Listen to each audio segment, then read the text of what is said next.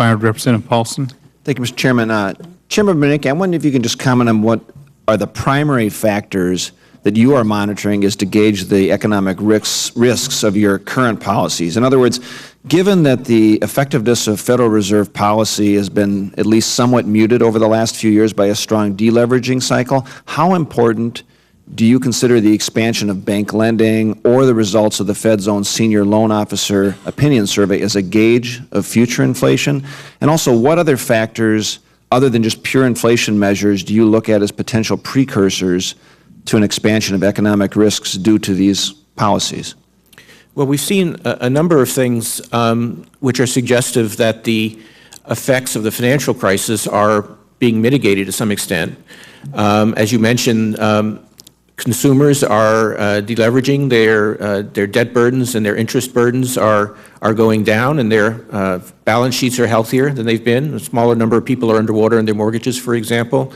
Banks are much healthier. In our regulatory role, we've been doing these stress tests, and we found that the largest banks have now roughly doubled the amount of capital they had 4 years ago. And as that survey you mentioned indicates, their willingness to lend is improving in many areas, not in all. There's still issues in mortgage lending, but credit availability is improving. So a number of factors related to the financial crisis do seem to be moderating, and that's hopeful for further progress in the real economy. On inflation, we use econometric models. We look at market data. We look at commodity prices, commodity futures prices. We simply don't see at this point much sign of inflation. In fact, inflation is a little bit on the low side historically.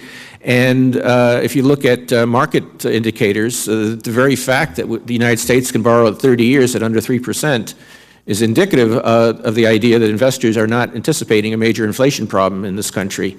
So we are very attentive to that. That is half our mandate. But at the moment, inflation, if anything, seems a little bit on the low side. Yeah. And knowing that's the case, why do you think businesses aren't investing so much in the economy? Interest rates are at really low rates, especially long-term interest rates. And so I don't talk to any businesses, again, in Minnesota that are saying interest rates need to be lower for us to invest. But at what point, can you comment whether it's the tax increases? You talked about the payroll tax in your testimony expiring. You talked about the tax increases maybe at the end of the year having an effect. But at what point are the tax hikes, do you believe, on high earners or as a part of the new taxes associated with the implementation of the Affordable Care Act? And in Minnesota, Senator Klobuchar and I, we both see the effects of the medical device tax. At what point do you think those taxes are having an impact now in terms of a drag on the economy? Well, firms have been investing in hiring in a way that is consistent with the overall slow pace of growth. I mean, they're not seeing the rapid growth that would induce them to expand capacity quickly.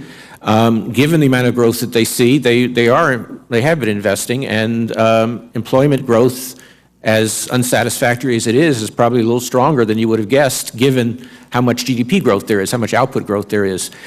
Firms don't respond very strongly to interest rates directly in their investment decisions. A lot of literature suggests that, but they do respond to final demand, how many orders they have. And so indirectly, the way monetary policy stimulates capital investment is by generating more consumer demand through the fact that lower interest rates do affect consumer spending or raise house prices or other asset prices. And we've been seeing the last few reports on consumer spending have been surprisingly strong, and we've seen improvement. Just the other day, we saw a very substantial improvement in consumer optimism. That's where the monetary policy's best channel for affecting investment. If firms see more demand coming in the door, then they will expand capital and labor. And do you see a drag on the economy with some of the tax hikes that have happened at the end of the year?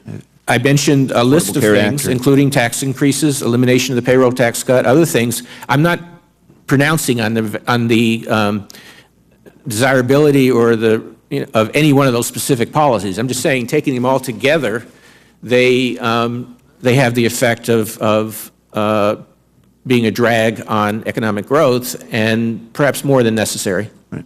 I yield back, Mr. Chairman. Thank you. Senator Coates is recognized for 5 minutes.